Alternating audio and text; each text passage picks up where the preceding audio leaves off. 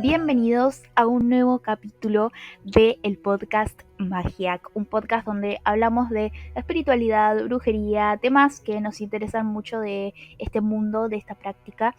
Y hoy vamos a estar hablando de un tema que me pidieron mucho, que es sobre las criaturas mágicas, los gnomos, los duendes, las hadas, las sirenas, las sílfides, las nereidas. Es un tema que a mí también me interesa muchísimo. Hoy vamos a estar leyendo un libro sobre esto, para poder sacar conclusiones, para poder charlar, dar nuestra opinión. Ustedes me pueden comentar, no sé si pondré chat en vivo o, bueno, pueden comentarme abajo en los comentarios y darme su opinión sobre esto. Quiero que me escriban si ustedes creen que estos seres existen, cuál es su opinión sobre esto, si no creen que no existen y demás, así que bueno, quiero que me comenten todo eso. Yo, en mi opinión, sí creo que estos seres existen. Yo he tenido contacto con estos seres, he visto, a lo mejor otra persona no lo creería porque creo que uno tiene que experimentarlo para creerlo, entonces es algo complicado. Me queda a mí de recuerdo, de experiencia, ¿no? Y no obligo a nadie a tener que creerlo, obviamente. Pero sin más dilatación, vamos a hablar de qué son estos seres, de dónde vienen, dónde residen y demás. Así que sin más que decir, vamos a comenzar con este episodio del podcast. Creo que se va a hacer un poco largo, así que les recomiendo que vayan, se preparen algo para tomar, se preparen alguna cosita para comer. Y bueno, vamos a comenzar.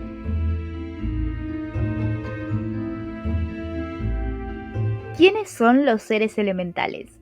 Los seres elementales son aquellos que se encuentran relacionados con los 4 elementos que se conforman la naturaleza humana, es decir, tierra, agua, aire y fuego. Cada uno de estos elementos posee seres directamente relacionados con ellos. Así, existen seres que pertenecen exclusivamente al elemento tierra, aire, agua y fuego. Algunas teorías afirman que estos seres elementales habitaban el mundo del espíritu, pero que poseen un grado menor al de los ángeles. Según estas teorías, los elementales han existido en el universo mucho antes que el hombre y fueron los que se ocuparon a las órdenes de los ángeles y espíritus superiores de planificar y construir el mundo tal como lo conocemos hoy, de acuerdo con las leyes emanadas. En este sentido, cada uno de los elementales trabajó con su propio elemento para crear las condiciones necesarias para la vida futura. Los seres elementales son entonces colaboradores en el proceso de la creación de la vida. Y esto me resuena mucho porque yo en otro libro que es de seres elementales también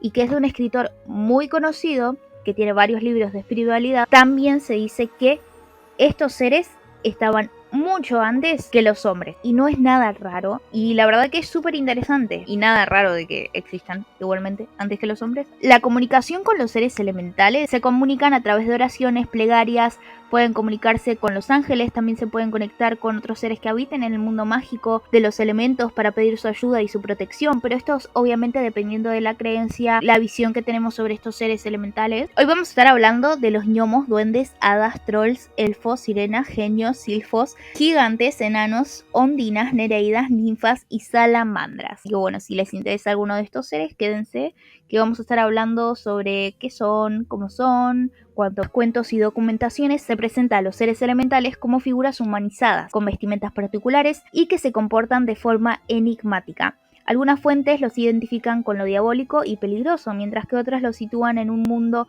que está allí para ayudar y proteger en la vida misma y a los seres humanos. Por estas mismas divergencias, encontramos que existen duendes buenos y juguetones y duendes malos, dañinos y diabólicos. En muchos cuentos, leyendas, aparecen hadas buenas que ayudan al héroe y hadas malas entorpecen y obstaculizan al accionar. Y esto es verdad. En mi investigación sobre las hadas, por ejemplo, no hay hada buena, o sea, no son todas hadas buenas o son todas hadas malas. Están las hadas buenas, están las hadas malas, están las hadas juguetonas, porque ellos no tienen la misma clasificación que tenemos nosotros de, vos hiciste eso, sos una persona mala, o vos hiciste eso, sos una persona muy buena. No, ellos no piensan de esa forma humana. Tienen su pensamiento, tienen su forma de entender las cosas y no las entienden igual que nosotros. Y obviamente no se clasifican de bueno y malo, hadas buenas y hadas malas. Tienen su personalidad, cada hada tiene su personalidad. Es como decir que yo soy igual a vos y que los dos somos iguales, somos un calco. Nadie es igual a nadie, o sea, cada uno tiene su personalidad, cada persona es un mundo. Pero ¿qué son en realidad los seres elementales? Y acá hay un escrito que me interesa muchísimo de este libro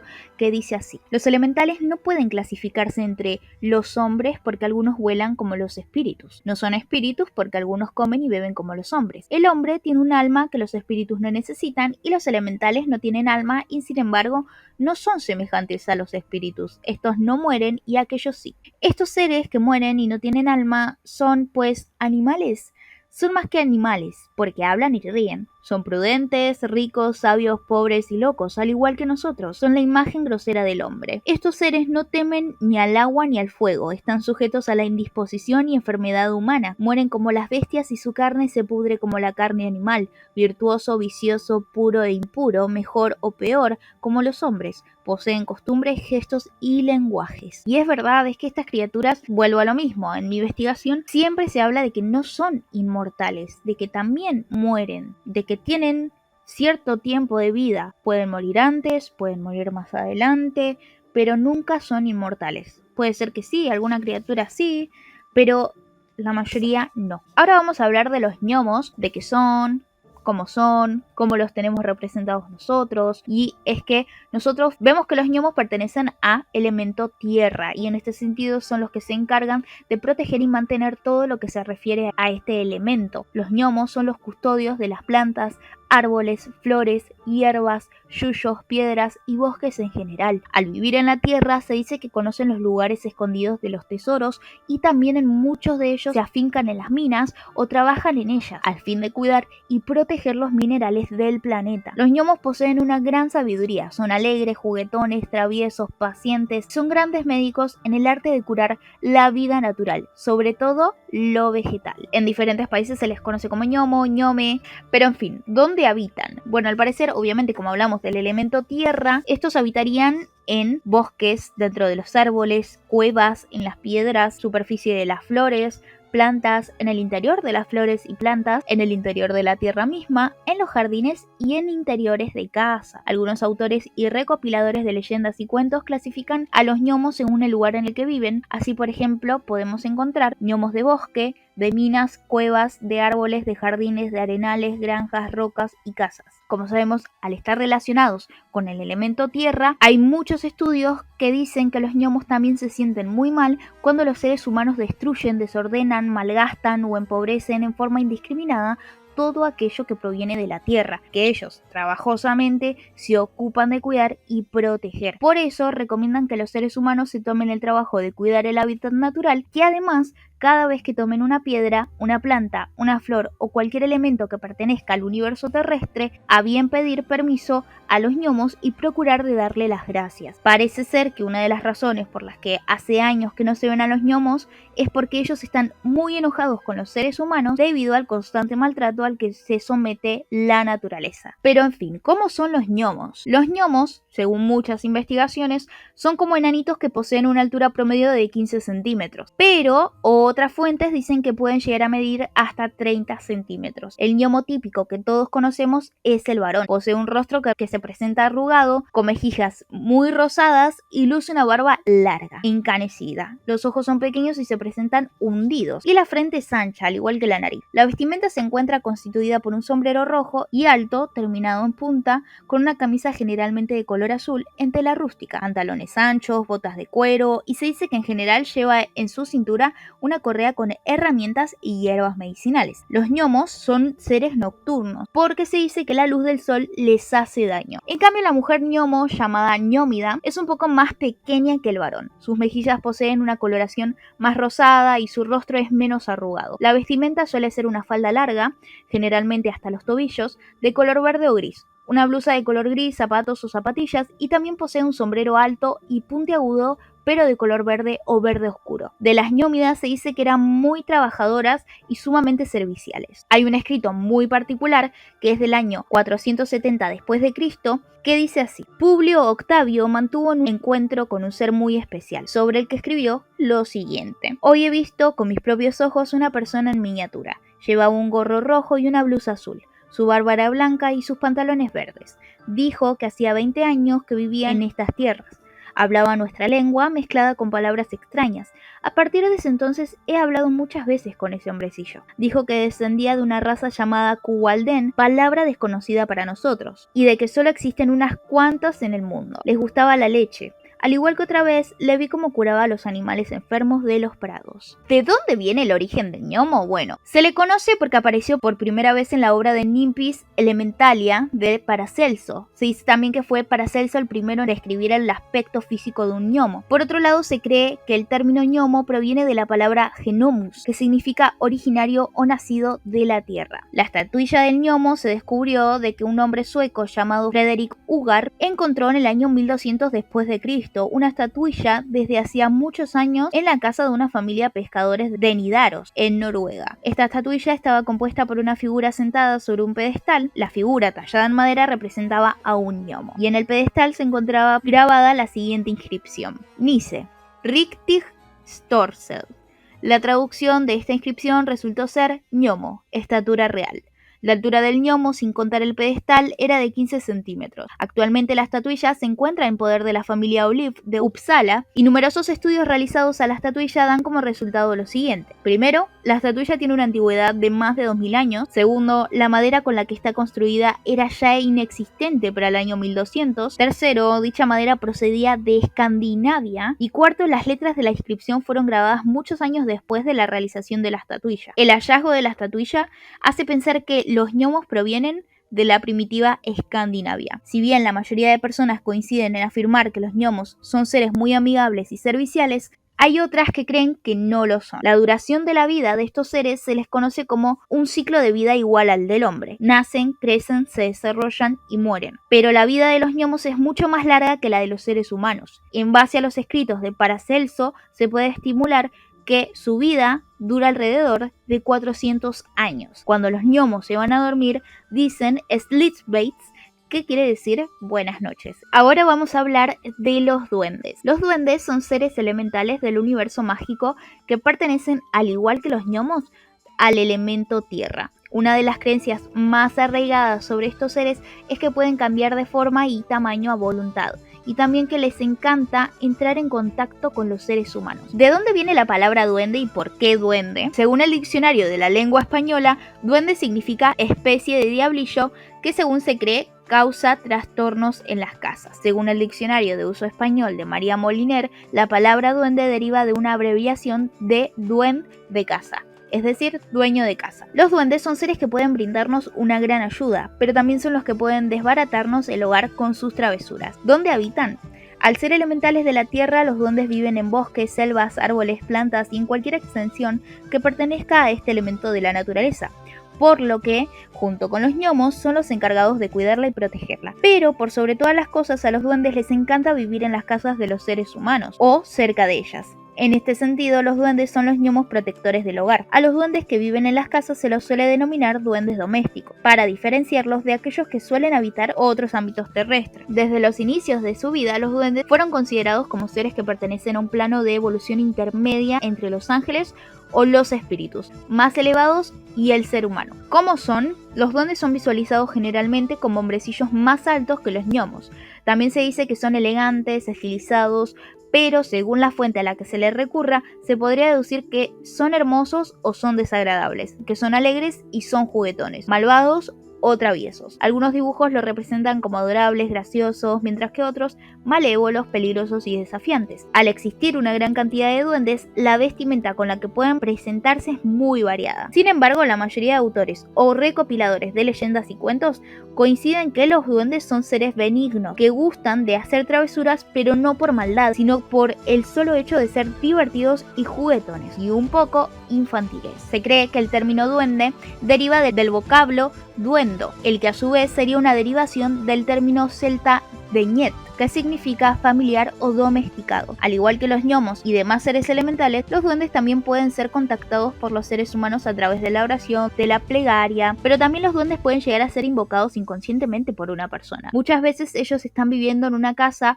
a la espera de ver un signo de invocación, y ese leve signo puede ser tanto una expresión que necesita ayuda con tareas del hogar como una decoración particular que les resulte cálida y agradable. ¿Cuántos tipos de duendes existen? Hay una inmensa cantidad de tipos de duendes, y hay algunos que no se podrían considerar duendes, pero que se les considera duendes. Duendes del bosque, duendes de granjas, duendes de campo, el puca, leprechaun, el pitón, duendes domésticos, diablos burlones, duendes familiares, trasgos y duende organista. Los duendes del bosque, de las granjas y del campo son agrupados juntos porque debido a sus funciones son similares, cambiando solo el ámbito en que las ejercen. Estos se encargan de proteger y cuidar las grandes extensiones verdes que precisamos para vivir y los animales que ellas habitan. Según las leyendas y documentaciones existentes, a los duendes les encanta la música. El puca, por otro lado, es un duende irlandés. Tiene como característica adoptar formas de diferentes animales.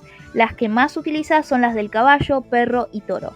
A veces se presenta como un pony, para atraer a las personas de una manera amigable. Cuando ésta se sube a la montura, comienza un rápido galope, sin pausa, hasta dejarlos sumergidos de cabeza en el barro. El puca huye velozmente del lugar, muriéndose de risa. Saben porque son bastante traviesos, les digo, o sea. El leprechaun, por otro lado, es el duende zapatero de los irlandeses. Es un alegre trabajador que realiza su labor de zapatero debajo de un seto con gran alegría. Suele vérselo con un solo zapato y acostumbra llevar sombrero de 3 picos. El pitón, por otro lado, es un duende que habita las ruinas de las torres y castillos. De él se dice que es uno de los más peligrosos y malvados duendes con los que uno se puede llegar a encontrar. Algunas fuentes señalan que los fantasmas no son más que una clase de duendes que puedan cambiar de forma y tornarse muy malvados. Los duendes domésticos, por otro lado, son los que habitan en el interior de las casas de los seres humanos o cerca de las mismas. Estos seres se presentan generalmente de noche, aunque en general se mantienen invisibles para el ojo humano, aunque pueden llegar a materializarse si así lo desean.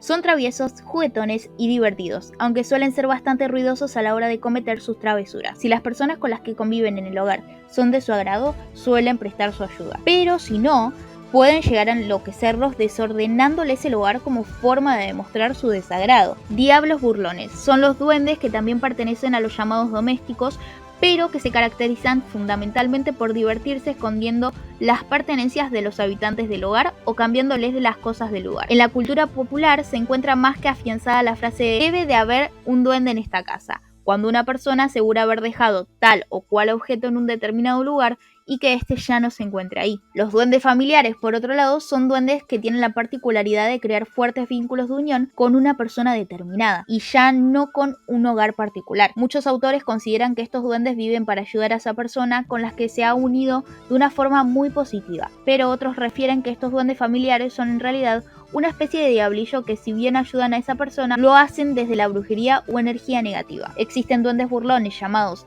Desaidin debido a su lugar de origen, que se especializan en mover picaportes, realizar tejidos sin ser vistos y procurar el mayor ruido posible en el hogar. Trasgos. La mayoría de los estudios de este tema consideran que los trasgos son una especie particular de duendes domésticos, más resistente a los cambios de épocas, más arraigados al hogar que han elegido y mucho más juguetones, burlones, traviesos y divertidos que los demás. Se dice que los trasgos miden alrededor de 40 a 80 centímetros de altura, aunque recordemos que todos los duendes pueden adaptarse a formas y tamaños muy variados. En general, los trasgos suelen ser descuidados, desordenados y sucios, aunque si se encuentran a gusto en el hogar pueden llegar a poner más atención en sus modales. De acuerdo con el lugar geográfico de origen, los trasgos pueden ser llamados también trasgu, trasno o trastolillo. Existe una variante de trasgu llamada sumicio, que se especializa en quitar los objetos de alcance de las personas cuando éstas más lo necesitan. Por último, pero no menos importante, el duende organista. Este duende, llamado organista, se tuvo noticia por primera vez en el año 1601 después de Cristo. Era un duende que habitaba el convento de San Agustín de la ciudad Huesca, España.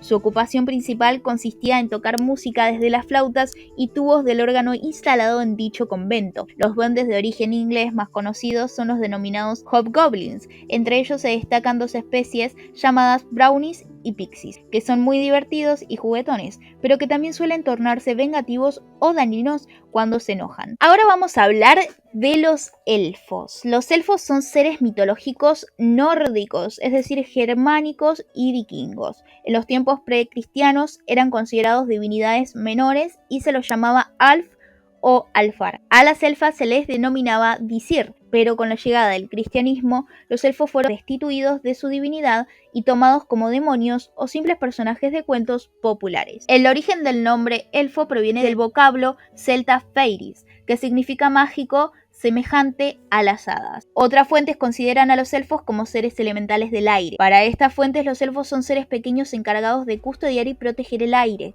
Se mantienen muy cerca de la tierra y tienen predilección por volar, entremezclándose con las flores, a las que imprimen un aroma muy agradable. Una de las posibles causas por las que se haya relegado a los elfos al ámbito demoníaco con la llegada del cristianismo es que, según las leyendas conocidas, ellos eran en realidad ancestros que habían muerto. En este sentido, una de sus funciones era la de aparecerse a los seres vivos para anunciarles la llegada de la muerte. Se dice que los elfos poseen una gran capacidad para conectarse con los niños, sobre todo los más pequeños. Les gusta estar cerca de las cunas en las que descansan y siempre se hacen presentes para ayudarlos y protegerlos. Algunos autores y recopiladores consideran que los elfos son espíritus que se presentan con forma de animal o fantástica. Para estos, los elfos se encuentran constituidos por dos grupos de seres: los trasgos, a los que referencian como peligrosos para los seres humanos, y los que muestran como forma de animal doméstico, a los que se consideran benéficos y amigables. Ahora vamos a hablar de los silfos. Son considerados seres pertenecientes al elemento aire y en este caso todas las fuentes concuerdan con esta clasificación, es decir, los silfos son los seres del aire por excelencia. A los silfos femeninos se los considera con el nombre de sílfides. El término silfo proviene del vocablo galo-román, silfiorum. Este vocablo se identificaba con el sonido que producía el viento cuando se agitaba sobre las arpas, las que solían colgar en los árboles para que los ángeles las utilizaran como instrumentos para su música. A los silfos se les conoce por medio de la imagen de un rostro joven suspendido en el cielo o en la cúspide de una montaña, con los cachetes inflados y soplando a través de su boca semiabierta. Los silfos son los protectores y controladores del aire, es decir, se encargan de purificar, limitar y conducir las masas de aire que se presentan como vientos, remolinos, tempestades, tornados, brisas, desarrollando su trabajo en las alturas y se movilizan de un punto al otro del planeta para protegerlo de las catástrofes que su elemento podría ocasionar. La mayoría de las fuentes concuerdan con la que los silfos no pueden ser catalogados como buenos o malos, ya que pueden tomar una u otra actitud de acuerdo con el estado de humor en el que se encuentren.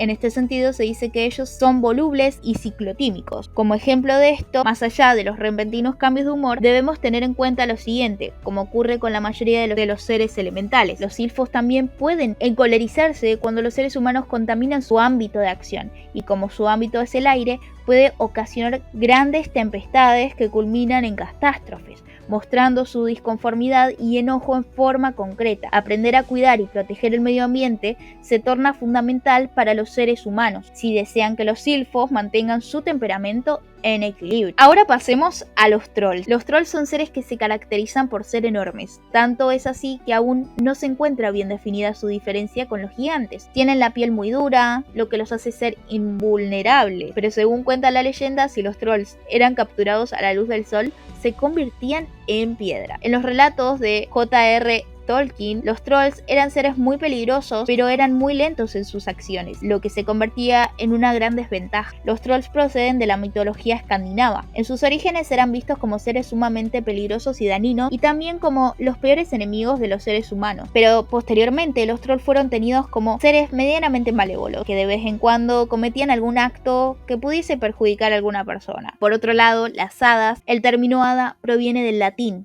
fata, vocablo que a su vez tiene su origen en el vocablo fatum, que significa destino, que a la vez era una deidad de la Edad Media. En el castellano, hada hace referencia exclusivamente a un ser generalmente femenino. Fée, en francés, o fairy, en inglés, expresan no solo a este ser, sino que incluyen a todos los seres que en este libro denominamos elementales, es decir, duendes, gnomos, elfos, que se los conforman en el mundo o universo mágico. Podemos decir que existen hadas que se ocupan de cuidar y proteger diferentes ámbitos. Así encontramos hadas terrestres, hadas domésticas, hadas del agua, hadas que se denominan brujas, aunque la mayoría de las fuentes consideran a las hadas como seres pertenecientes al elemento tierra. Las hadas son femeninos que poseen una gran capacidad maternal. Se dice que ayudan a los gnomos, duendes y demás seres elementales en el cumplimiento de sus funciones. Existen en la literatura documental un caso verídico descrito por Sir Arthur Conan Doyle en su libro El misterio de las hadas. Las salamandras son los seres generadores y protectores del elemento fuego. Su morada se encuentra en las mismas llamas de este elemento, ya sea en una simple fogata como en un veraz incendio. Las salamandras son visualizadas con la forma de un lagarto, con escamas en el cuerpo y los ojos saltones. La astucia y la sabiduría son las dos cualidades predominantes de estos seres. Todas las fuentes coinciden en que las salamandras pueden tornar sumamente peligrosas, aunque también pueden beneficiar a los seres humanos, controlando las erupciones volcánicas y manteniendo el magma ígneo del interior de la Tierra en estado de equilibrio. Ahora vamos a hablar en general de los protectores del elemento agua. Los seres protectores o seres elementales del agua se clasifican de acuerdo con los siguientes nombres: ninfas, sirenas, nereidas y ondinas. Todos estos seres son femeninos. El único caso que se da como masculino de las aguas corresponde a los llamados tritones, seres muy bellos, con abundante cabellera y barba larga, de imponente figura y con agresividad. A veces se los identifica con una cola de pez. En la mitología griega y romana, las ninfas eran las divinidades menores, también llamadas espíritus de la naturaleza. El hábitat natural que ejercen, su influencia y su protección abarca todos los bosques, árboles y praderas como los ríos, mares y fuentes. Las ninfas son representadas como doncellas muy jóvenes y de gran belleza. Existen tipos de ninfas según el ámbito en el que se asientan. Se encuentran las ninfas llamadas Oceanides, hijas del océano, las Nereidas, hijas del dios del mar Nereo, las Potameides, ninfas de los ríos, las Náyades, ninfas de los fuentes, las Oreades, ninfas de las grutas y montañas, y las Dríades, ninfas de los bosques. Una de las características más destacadas de las ninfas es su gusto y entusiasmo por la música y la danza. Las sirenas, por otro lado, son seres elementales del agua que provienen de la mitología griega, aunque el término sirena proviene del latín siren, que significa la que encanta y seduce. Las sirenas eran ninfas del mar y poseían una voz tan dulce que los marinos escuchaban sus canciones, eran atraídos, como en un ensueño, hacia las rocas sobre las que estas seres cantaban. Los marinos morían al estrellar sus navios contra las rocas. Originalmente las sirenas eran visualizadas con cuerpo de ave y cabeza de mujer, pero con el paso del tiempo se les comenzó a representar con cuerpo de mujer y cola de pez. Existen diferentes leyendas sobre las sirenas, entre ellas la más conocida que cuenta la Odisea de Homero. Las Nereidas, por otro lado, en la mitología griega, las Nereidas eran las ninfas del mar Mediterráneo, hijas del dios del mar Nereo. Estas tenían su morada en las profundidades del mar, pero según cuentan las diferentes leyendas que se han escrito sobre ellas, solían salir a la superficie para ayudar a los marinos en sus travesías. Las Nereidas más conocidas que provienen de la mitología griega son Tetis, madre del héroe griego Aquiles, Galatea, de quien se enamoró el cíclope Polifemo, y Anfítrite, mujer de Poseidón. Las ondinas, por otro lado, el término ondina deriva de unda, que significa olas. Estos seres elementales trabajan sobre todo en la superficie de las aguas dulces, como lagos, ríos, lagunas, cascadas, cataratas y principalmente todas las espumas y olas que producen estas aguas. Diversas fuentes aseguran que las ondinas son los únicos seres elementales del agua que no poseen cola de pez. Según cuentan las leyendas, las ondinas se visualizan como mujeres hermosas con largas cabelleras, sin cola de pez y con el cuerpo cubierto con una túnica de gasa. Pero bueno, eso sería todo lo que hablaríamos en el podcast de hoy sobre las ondinas, las sílfides, las sirenas, los trolls. Quiero que me dejen su opinión en los comentarios o en el chat si es que puse chat, pero bueno, si no puse chat, me lo dejan en los comentarios. Yo opino que es súper interesante. Obviamente cada ser tiene una historia muy extensa y una investigación muy profunda, que obviamente hay que investigar también sobre su mitología, hay que investigar mucho más a profundidad para comprenderlos mejor. Lo que hicimos hoy fue una breve charla sobre estos seres elementales, de dónde provienen, cómo son, escritos y demás. Entonces espero que les haya gustado, les haya interesado, se hayan divertido. A mí la verdad que me interesó muchísimo. Si ustedes quieren conseguir este libro, que se llama Gnomos, Duendes y Ángeles, de La Grulla, un grupo editorial, lo pueden encontrar, supongo, en internet. Es de Claudio A. Resey. Muy interesante, este libro tiene información bastante variada, te habla sobre dónde proviene el nombre de este ser elemental, tiene historias que obviamente no las leí porque este capítulo sí iba a ser súper largo, pero tiene historias, así que si les interesa podemos hacer un siguiente capítulo leyendo las historias de estos seres elementales. Pero bueno, sin más que decir, muchas gracias por estar una vez más acá en el canal conmigo, en este capítulo del podcast mágico donde nos relajamos. No es un video tan producido como usualmente hago los demás videos de mi canal, y son más serios. En este podcast a mí lo que me gusta hacer es relajarme y charlar un rato con ustedes más libremente, poder expresarme mucho más. Ahora estoy acá hablando con ustedes, no estoy arreglada, estoy en mi modo relajación, así que me gusta muchísimo. Y bueno, les mando un saludo, un abrazo, recuerden seguirme en todas mis redes sociales, pueden seguirme en Instagram @colegioauriga, TikTok @colegioauriga y suscribirse a este canal porque acá se sube de todo. Aparte voy a empezar a subir 3 videos por semana si es que puedo. Los domingos van a ser videos de terror, los sábados van a ser videos de podcast y los miércoles, como siempre, videos de clase. Miércoles, jueves, siempre varía. Pero bueno, les mando un saludo, un beso y nos vemos en un próximo podcast mágico.